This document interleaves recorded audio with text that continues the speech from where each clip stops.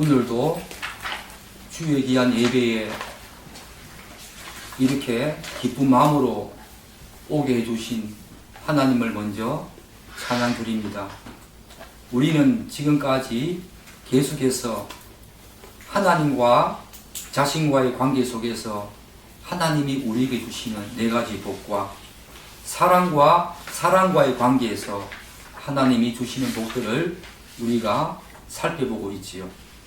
이미 하나님과 자신과의 관계, 심령이 가난한 자, 애통하는 자, 온유한 자, 의에 줄이고 목마른 자는 이미 다 살펴보았고, 그리고 지난주에는 긍휼히 여기는 자와 마음이 청결한 자에 대해서 우리가 살펴보았습니다. 오늘은 화평하게 하는 자에 대해서 살펴볼 텐데요. 제가 예전에 말씀드린 것처럼 이 팔복은 예수님께서 이미 구원받은 사람, 은혜로 하나님 나라에 들어온 모든 사람들의 품성이고 복이기에 중생한 사람들에게는 다 나타나는 복입니다. 누구는 나타나고 누구는 나타나지 않고, 누구는 있고 누구는 없고, 그런 것이 아닙니다. 이 복은 모든 중생한 사람, 거듭난 사람, 하나님으로부터 새로운 생명을 받은 모든 사람에게 다 나타나는 복이기에 여러분 자신에게 이런 복이 있는지 말씀을 들을 때마다 여러분 자신을 돌아봐야 합니다. 그리고 이 복은 한 가지 복으로 독립적으로 이렇게 존재하는 것이 아니라 심령이 가난하면 애통하게 되고, 애통하게 되면 온유한 자가 되고, 이렇게 사슬처럼 엮여 있다. 그래서 골드 체인 해서 신학자들은 황금 사슬이라고 부르기도 하지요. 오늘 말씀도 마찬가지입니다. 이 화평하게 하는 자, 독립적으로 존재하는 것이 아니라 이 화평하게 하는 자는 어떤 자들이 화평한가? 이미 하나님과 여러분과의 관계, 하나님과 저와의 관계 속에서 이루어지는 그 관계 속에서 나오는 그런 복임을 우리가 살펴볼 필요성이 있습니다. 여러분, 이 품성이 일시적으로 자신의 영적 상태가 문제이기에 나타나지 않는다면 그나마 다행입니다. 일시적으로 이런 품성이 여러분에게 보이지 않는다라고 한다면 여러분은 기도의 골방에서 자신에게 어떤 영적 문제가 있는지 아마 분명히 죄가 그렇게 가로막고 있다고 저는 분명히 생각합니다. 그러나 교회도 다니고 예수를 믿는다고 하면서 세월이 흘러감에도 그렇지 않다면 여러분은 중생하지 않았거나 아직까지 예수를 모르는 자들이라고 이야기를 할 수 있겠습니다. 그렇기 때문에 이 품성을 살펴보면서 항상 이러한 내용들이 내 안에 있는가 유심히 살펴봐야 할 필요성이 여러분에게 있다는 것을 기억하시고 오늘 말씀 속으로 들어가도록 하겠습니다. 우리 9절 다시 한 번 더 읽어보겠습니다. 시작. 화평하게 하는 자는 복이 있나니 그들이 하나님의 아들이라 일컬음을 받을 것이며. 여러분, 화평하게 하는 자, 이 말은 1차적으로 깨어진 관계, 누구와 누구와의 그 깨어진 관계를 회복하고 평화롭게 살고자 하는 그런 사람이 화평하게 하는 자입니다. 갈라디아서 5장 22절에 보면 성령의 9가지 열매가 쭉 나오지요. 성령의 9가지 열매 중에 이 화평이 사랑과 희락과 화평 해서 세 번째로 언급되는데, 오늘 하나님의 나라의 은혜로 들어온 이 사람에게 나타나는 품성과 동일한 성령의 9가지 열매가 화평이라는 것은 굉장한 의미가 있습니다. 서로 통한다는 거지. 서로 통한다는 거예요. 그런데 여러분이 잘 알다시피 성령의 9가지 열매가 한 성령 안에서 맺어지지요. 그러니까 한 성령 안에서 9가지 열매가 맺어진다는 것은 오늘 여기에 등장하는 우리가 지금까지 살펴본 이 팔복도 동일하게 그 그렇다는 거지요. 한 성령 안에서 하나님의 나라에 은혜로 들어온 모든 사람에게 정도의 차이는 있지만 심령이 가난한데 온유함이 없다. 그것은 거짓입니다. 그런 것은 있을 수가 없습니다.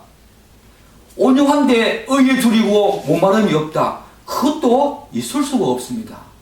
여러분에게 이 팔복은 조금씩 자기의 성품과 영적인 상태에 따라서 조금씩 달리 나타나기는 하지만 모두 나타나야 되고 반드시 나타납니다.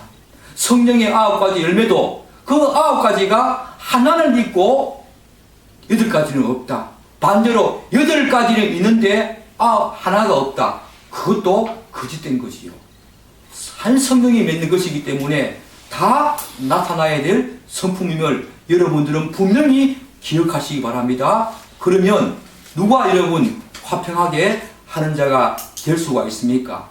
바로 온유한 자가, 하나님 앞에서 온유한 자가 바로 화평하게 될 수가 있지요.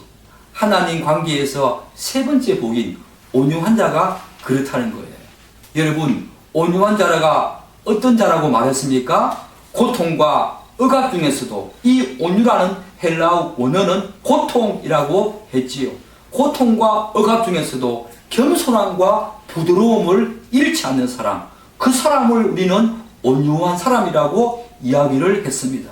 바로 내적인 그리고 영적인 강인함을 의미하지요. 나약한 것이 아니라 세상적으로 바라볼 때 온유하다 그러면 그냥 늘 지기 쉽고 약하고 늘 져주는 그런 식의 성품이 아니라 여기서 말하는 온유함은 오히려 내적으로 그리고 영적으로 더욱더 강인함을 의미하는 것임을 여러분들은 분명히 기억해야 합니다. 하나님께서 자신을 연단시키고 훈련시키기 위해서 특별한 상황과 환경을 허락하실 때가 있습니다.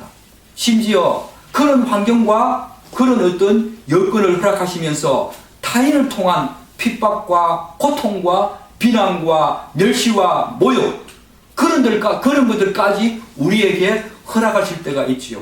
그런 것들을 사랑으로 다 받아내면서 오히려 하나님의 그 공의로우심과 신실하심을 믿고 오히려 하나님께 먼저는 나에게 왜 이런 고통을 주시는가 그분께 먼저 그분을 향하여 불평과 불만을 토로하지 않고 그리고 사람들을 향해서 그렇게 멸시하고 모욕하고 비난하고 질타하는 그들을 향해서 화나 노를 바라지 않고 오히려 그들을 따뜻한 마음으로 이 모든 것을 담아내는 그런 부드럽고 겸손함이 있는 사람이 온유한 사람이라고 했습니다. 여러분, 이것은 바로 예수님의 성품이었지요. 예수님께서 십자가 그 길을 가시면서 많은 유대인들과 종교 지도자들과 서기관들과 로마 군병들이 어떻게 했습니까? 많은 멸시를 했습니다. 침을 뱉기도 하고요. 그 하나님이신 그분에게 뺨을 때리기도 하고요. 욕을 하기도 하고요. 엄청난 모욕을 했습니다.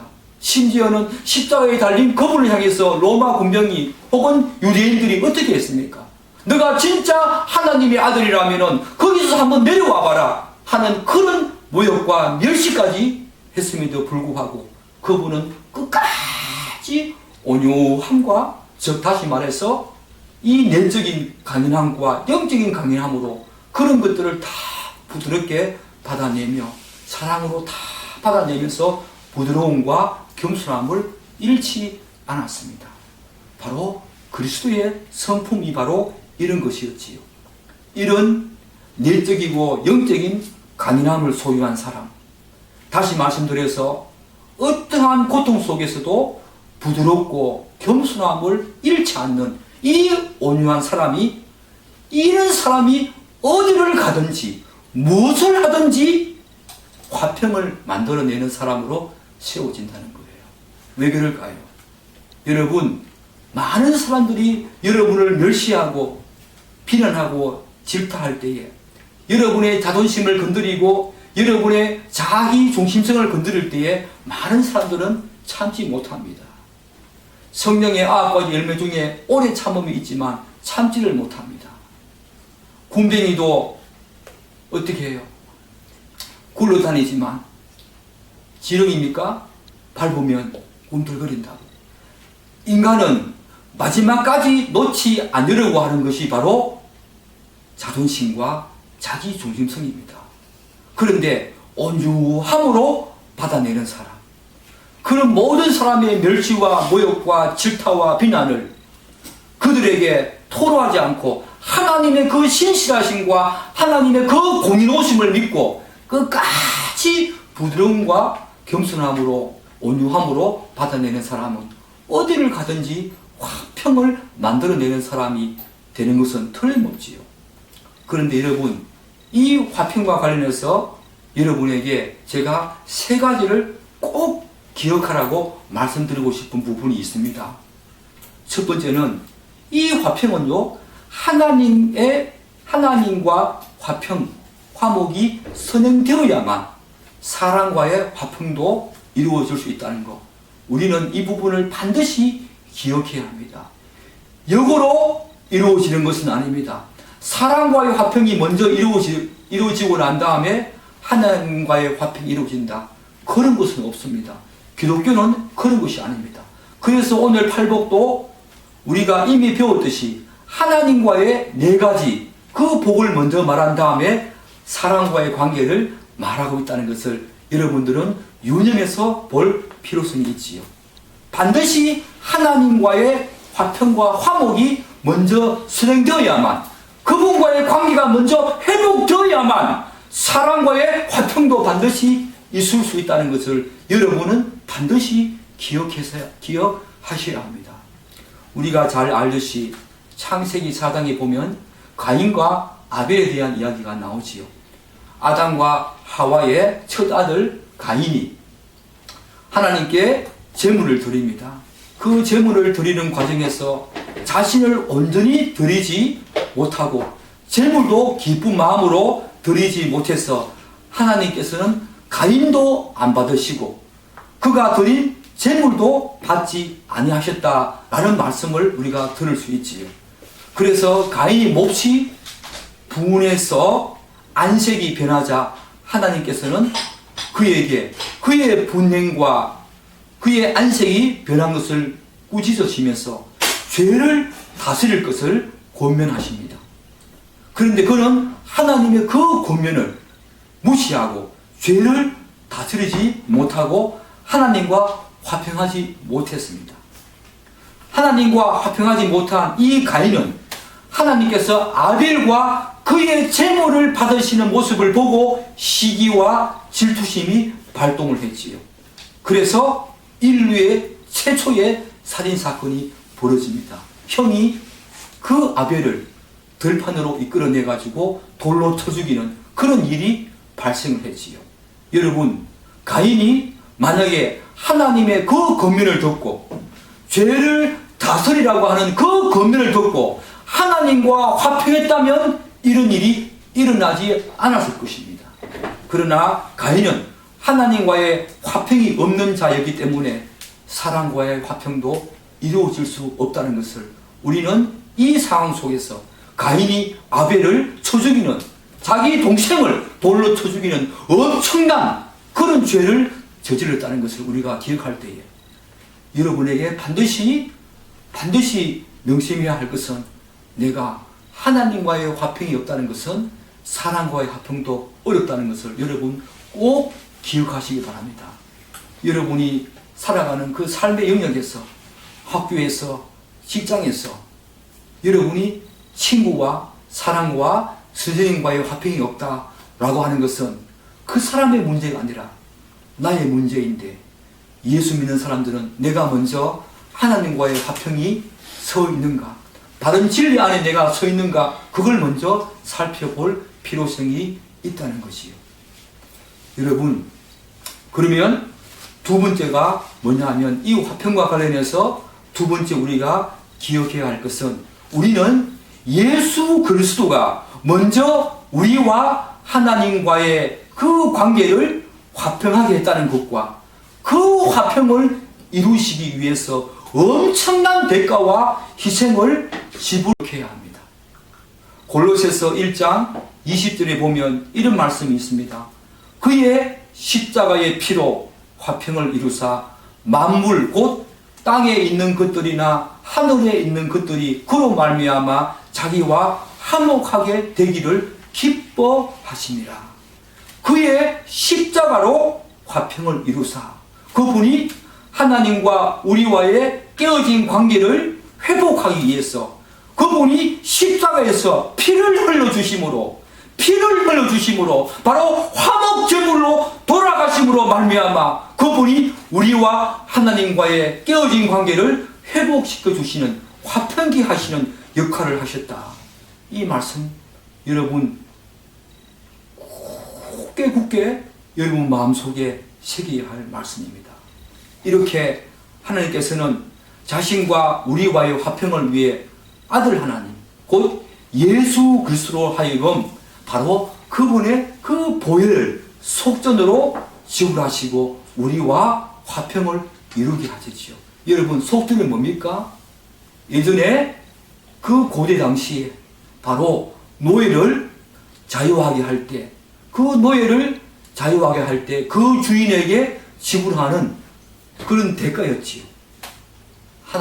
하나님께서 그의 아들을 자신의 공의를 만족시키기 위해서 인간은 모든 사람이 죄가 있기에 죄 없으신 그분을 이 땅에 육신으로 성육신하게 하셔서 육체로 이 땅에 오게 하셔서 죄가 없으신 그분으로 말미암아 하나님의 공의를 만족시키는 그런 화목제물로 속전으로 지불하시고 우리와 그분과의 관계를 회복시켜 주시는데 예수 그리스도의 그 보혈이 속전으로 지불되었다는 것을 여러분들은 간과해서는 절대로 안 됩니다. 너무나 값비싼 속전이고 은혜입니다. 화평을 이루기 위해서는 반드시 희생이 따른다는 것이요. 여러분이 기억하셔야 될 겁니다. 반드시 희생이 따른다는 거예요. 하나님께서 예수님을 통해서 우리와 화평하게 하실 때에 그 예수님의 엄청난 그 십자가의 보혈 그것을 속전으로 지불하시고 우리와 화평하게 하신 것처럼 이 화평하게 하기 위해서는 반드시 엄청난 희생과 대가가 지불되어야 한다는 것을 우리는 반드시 명심해야 할 것입니다. 대부분의 인간이 어떠한 순간에도 마지막까지 놓지 않으려는 것이 있다면 그것은 바로 자기 중심성일 것이라고 저는 생각이 되어집니다. 그래서 사람들과의 사이에서 일어나는 대부분의 사소한 갈등과 불화 또 다툼은 바로 자기 중심성에서 비롯되는 경우가 굉장히 많지요. 부부싸움, 친구 간의 갈등, 가족 간의 불화, 학교에서 보면 친구 간의 불화가 여러 가지 어떤 일로 말미암아 생기는 경우가 있는데 대부분 하나씩 불러서 상담을 해보면 자기 중심적으로 말하는 것을 우리가 다 볼 수 있어요. 인간은 마지막까지 이 자존심, 다른 말로 말하면 이 자기 중심성을 절대로 놓지 않으려고 합니다. 그런데 사람들은 이 자기 중심성을 당연하고 자연스러운 인간의 본성이라고 생각을 하지요. 실상은 어머니 모태에서부터 죄를 가지고 태어나는 모든 인간의 타락한 그 본성, 그 죄성에서 비롯되었다는 것을 제대로 인식하지 못하고 있습니다. 그래서 사람들은 어떤 갈등과 불화, 다툼의 상황에서 모든 것을 잃더라도 이 자기 중심성만큼은 자기를 지켜주는 마지막 보루라고 생각하고 절대로 놓지 않고 잃으려고 하지 않습니다. 여러분, 이러한 상황은 그냥 자연스러운 것이 절대로 아닙니다. 당연한 것이 절대로 아닙니다. 이러한 상황은 사실은 거듭나지 못한 사람, 중생하지 못한 사람, 그 사람들이 사단과 세상의 영에 의해서 사로잡혀 있다는 증거이고 지배를 받고 있다는 증거이고 그러한 악한 영이 주는 생각이고 그 삶임을 반드시 알아야 합니다. 그것은 당연하고 자연스러운 생각이 아니라 그 사람은 자기 중심성을 끝까지 놓지 않으려고 하는 그 사람은 사단과 이 세상의 악에 사로잡혀 있고 지배당하고 있고 그들의 노예가 되어 있다는 그 상태임을 반드시 인식해야 할 필요성이 있습니다. 여러분도 마찬가지입니다. 그래서 예수님께서는 누가복음 9장 23절에서 이렇게 위대한 말씀을 하십니다. 또 무리에게 이르시되 아무든지 나를 따라오려거든 자기를 부인하고 날마다 제 십자가를 지고 나를 따를 것이니라. 여러분, 자기를 부인하고 이 말이 의미하는 바는 굉장히 폭넓어요. 그렇지만 그 하나 중에 굉장히 핵심 중에 핵심이라고 할 수 있는 것은 뭐냐면 자기 중심성을 내려놓는 거예요. 자기를 부인한다는 말은 자기 중심성, 지금까지 내 생각으로, 내 판단으로, 내 지식으로 내가 하나님의 자리에 앉아서 내가 하나님이 되었던 그 자리에서 그 자기 중심성에서 내려오라는 거예요. 내려오지 않으면 절대로 예수님을 따를 수도 없고 그의 제자가 될 수가 없다는 거예요. 여러분, 이것은 정말 중요합니다. 우리가 예수를 믿는다고 하면서 여전히 자기 중심성으로 똘똘 뭉쳐 있다. 그 사람은 예수를 제대로 믿는 사람도 아니고 예수를 제대로 아는 사람도 아닙니다. 여러분, 꼭 반드시 기억하셔야 돼요. 인간은 절대로 자기를 분하지 않는 한 하나님과 사람들과의 그 화평을 이룰 수도 없고 예수님을 따를 수 있는 제자도 될 수가 없습니다. 그래서 화평하는 자가 되기 위해서는 엄청난 자기 희생과 비움과 낮아짐과 그리고 자기 중심성이 확 무너지는 그런 어떤 자가 바로 화평하게 하는 자가 될 수 있지요. 이렇게 본다면 여러분, 화평이라는 것이 여러분 쉽겠습니까? 어려워요. 제가 이 팔복을 계속 강의하는 중에 제 마음속에 한 가지 큰 부담이 늘 자리 잡고 있는 것이 뭐냐면 저는 과연 이런 품성이 나타나고 있는가 라고 하는 그런 생각입니다. 저에게 나타나지 않는데 여기서 제가 여러분들에게 이런 강의를 팔복에 대한 강의를 한다면 저는 거짓 선지자이고 거짓 교사지요. 그런 부담이 저에게 늘 있어요.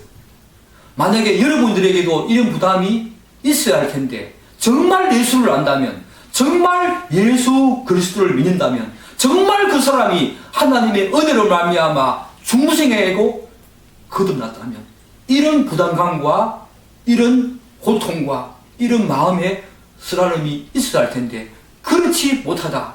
말씀을 들었음에도 그렇지 못하다고 하는 것은 심각한 영적 상태에 지금 문제에 빠져 있거나 그 사람은 중생한 자가 아닙니다. 여러분, 이런 말씀을 들을 때에 여러분에게 도전이 되시기를 바랍니다. 여러분 마음속에 부담으로 오기를 바랍니다. 여러분이 반드시 이 모든 것들이 여러분에게 완벽하게 다 나타날 수는 없지만 조금씩 자라나고 나타나는 모습을 여러분 내면 속에서 여러분 영혼 속에서 반드시 볼 수 있어야 합니다. 저도 지금 그것을 기대하면서 조금씩 나타나는 모습을 보면서 신앙생활을 하고 있는 한 사람의 신앙인으로서 설교자에게 앞서서 신앙인이기 때문에 이런 부담감이 있다는 것을 여러분에게 말씀드리는 거예요. 조국교회는 지난 30년, 40년 동안 우리 사회 구석구석에 예수 믿는 사람이 세워지면 그것이 하나님께 영광이 되고 사회가 기억이 되고 달라질 수 있다는 믿음을 가지고 달려왔습니다. 그래서 우리 부모들은 예수 믿는 자녀들을 향해서 공부를 잘해야 하고 좋은 대학에 가야 하고 좋은 일자리를 얻어서 잘 사는 모습을 보여야 그것이 다른 사람들에게 하나님을 드러내는 것이며 하나님께 영광을 돌리는 것이라고 그렇게 생각하면서 자녀들을 양육했습니다. 그러나 이것이 얼마나 순진한 생각이었는지 지금의 조국교회의 현실은 우리들에게 그 단면을 분명히 보여주고 있습니다. 사람을 세우는 데는 성공했을지는 몰라도 진정으로 예수를 알고 화평하게 하는 사람을 세우지 못했기 때문에 이 조국교회에 이렇게 많은 사람들이 사회 구석구석에 그리스도인들이 세워졌음에도 불구하고 조국교회는 여전히 아파하고 조국사회는 여전히 아픔 속에 있는 것입니다. 여러분, 조국사회를 한번 보십시오. 구석구석에 시기와 갈등과 다툼과 분쟁이 있습니다. 그 분쟁과 시기와 다툼, 그런 것들을 화평하게 만들 자가 누구입니까? 죄악 가운데 있는 그 자유인들이 만들 수 있겠습니까? 그렇지 않습니다. 그것을 만들 수 있는 자는 바로 중생한 자, 바로 거듭난 자, 바로 예수님의 생명으로 다시 태어난 바로 우리들입니다. 우리들이 가는 곳마다 화평하게 하는 자로서 세워져야만 이 조국 사회는 다시 일어날 것이고 다시 새로워질 것이고 다시 개혁될 것이고 그런 분쟁과 아픔이 없는 그래도 조금 나은 세상이 될 텐데 오늘 조국 사회는 이런 사람을 길러내는데 실패했다고 저는 생각을 합니다. 구석구석에 훌륭한 사람을 세운 데는 우리가 성공했을지 몰라도 이런 품성을 가진 사람, 화평을 가진 사람, 이런 팔복을 가진 사람들을 우리가 배출하지 못했기 때문에 조국 사회가 이렇게 아프고 조국 교회가 이렇게 아프다는 것을 우리가 반드시 기억해야 합니다.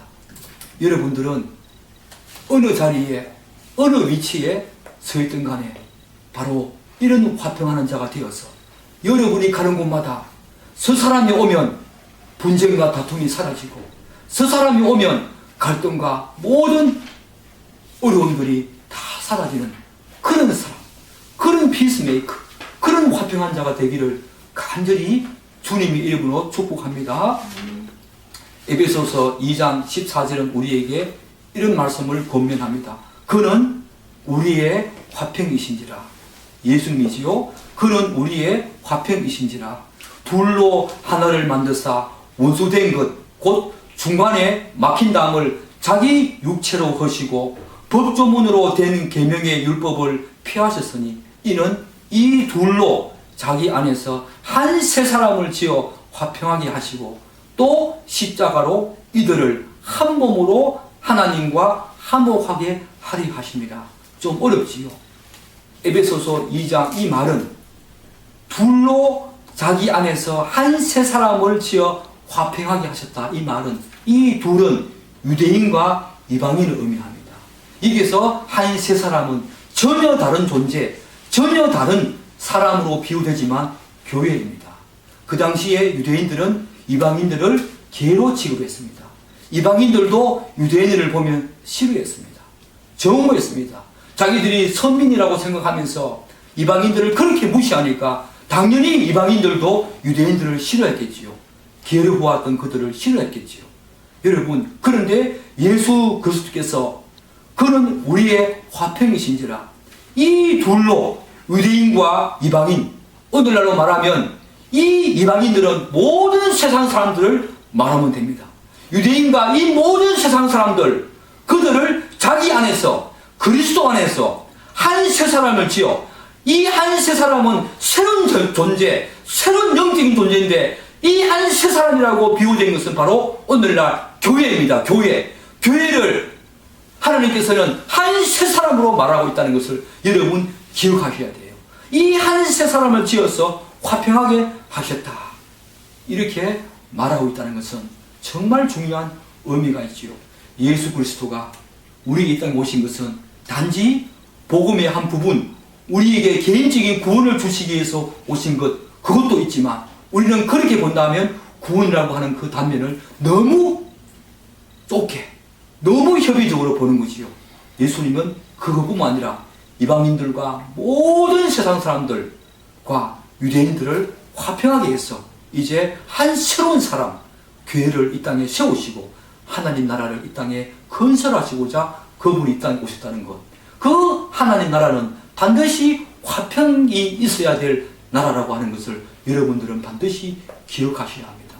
그런가 하면 고린도후서 5장 18절 19절은 우리에게 또 이런 권면의 말씀을 해 주십니다. 모든 것이 하나님께로 말미암아 우리를 자기와 화목하게 하시고 또 우리에게 화목하게 하는 직분을 주셨으니 곧 하나님께서 그리스도 안에서 계시사 세상을 자기와 화목하게 하시며 그들의 죄를 그들에게 돌리지 아니하시고 화목하게 하는 말씀을 우리에게 부탁하셨느니라. 여러분, 예수님께서 그분이 하나님과 깨어진 우리와의 관계를 화평케 하신 다음에 우리에게 화목하게 하게 하는 직분을 주셨다. 여러분, 이 말씀이 얼마나 귀합니까? 화평은 우리가 선택적으로 해도 되고 안 해도 되는 그런 것이 아니라는 거예요. 화평하게 하는 직분.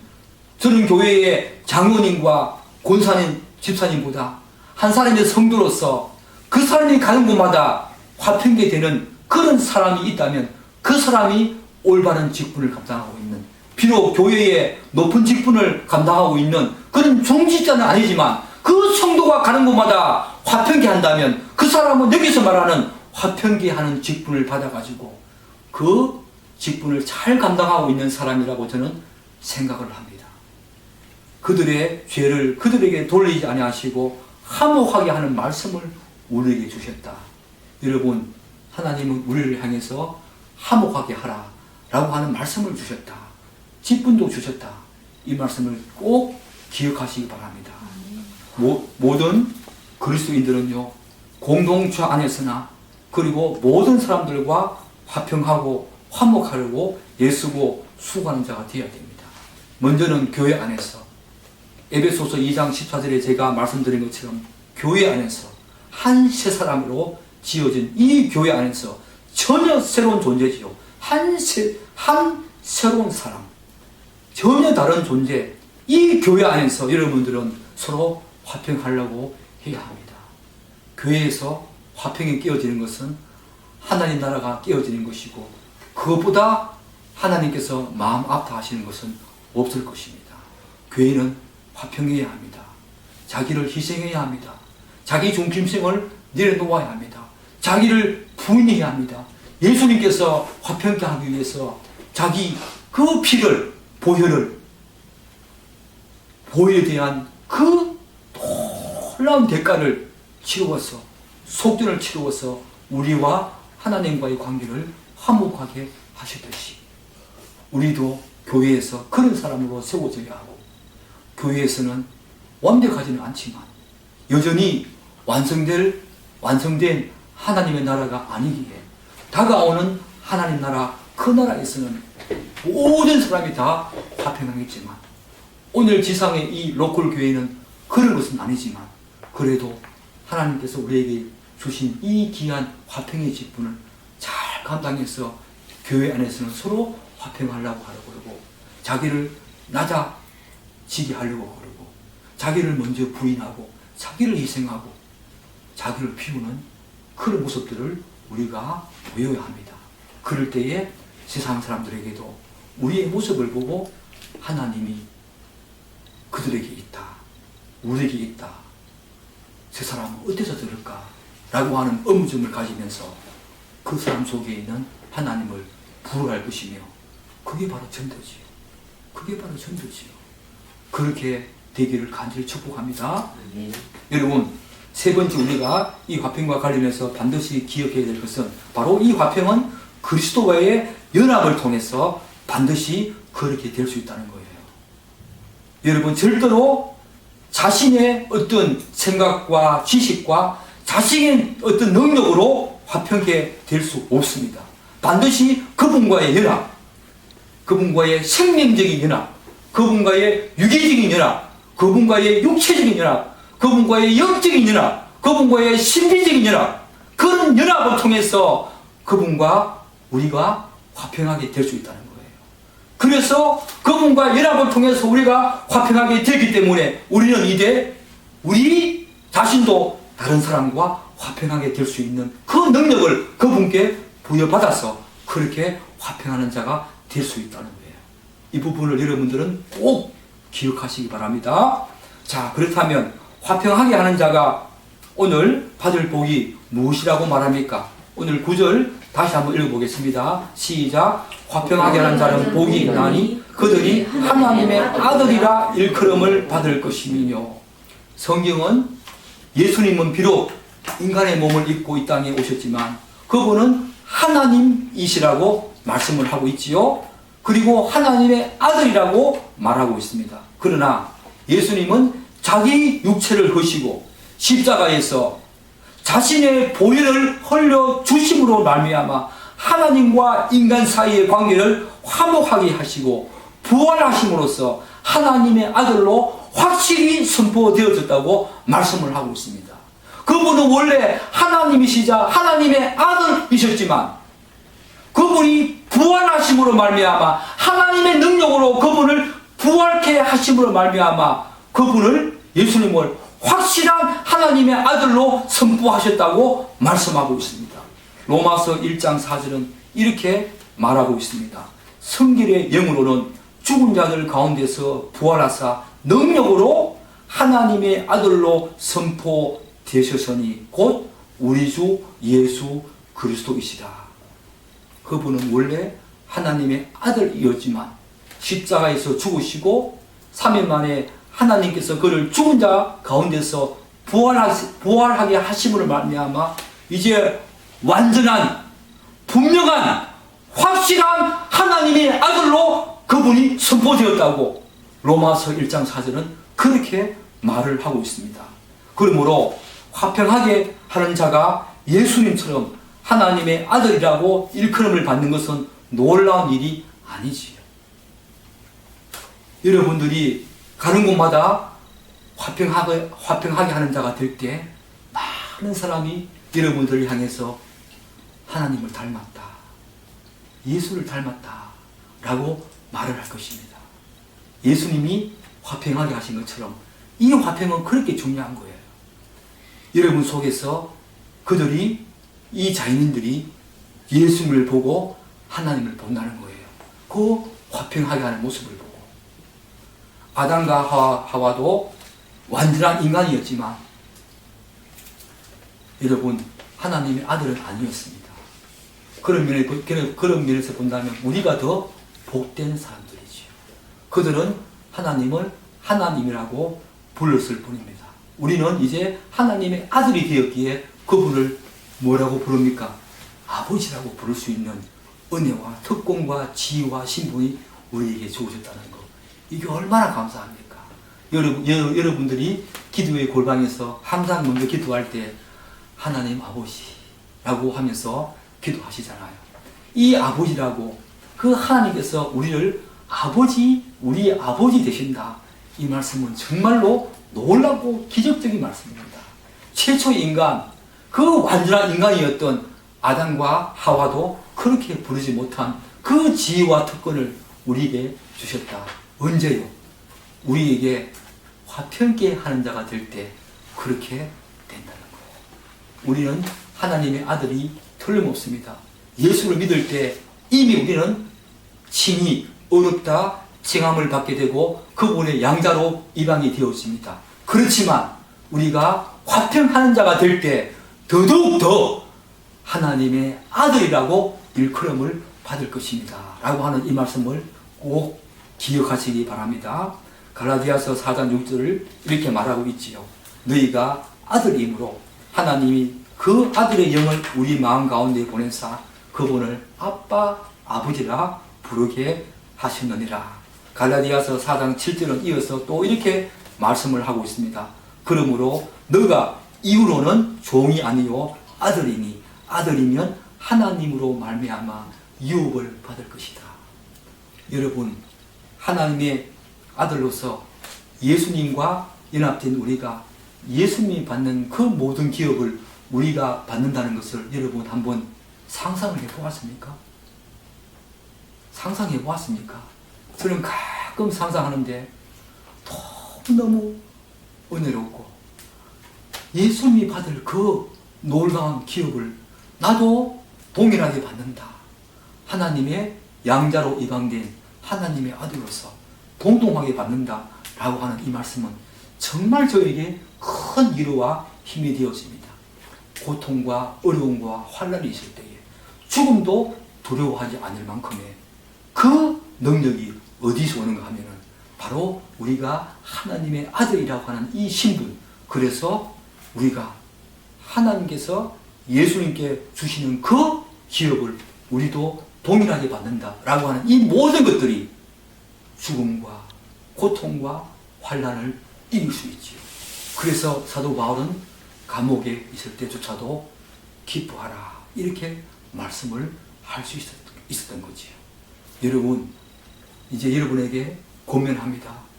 여러분 어디에 가든지 간에 먼저 하나님과 화평하는 자가 되십시오.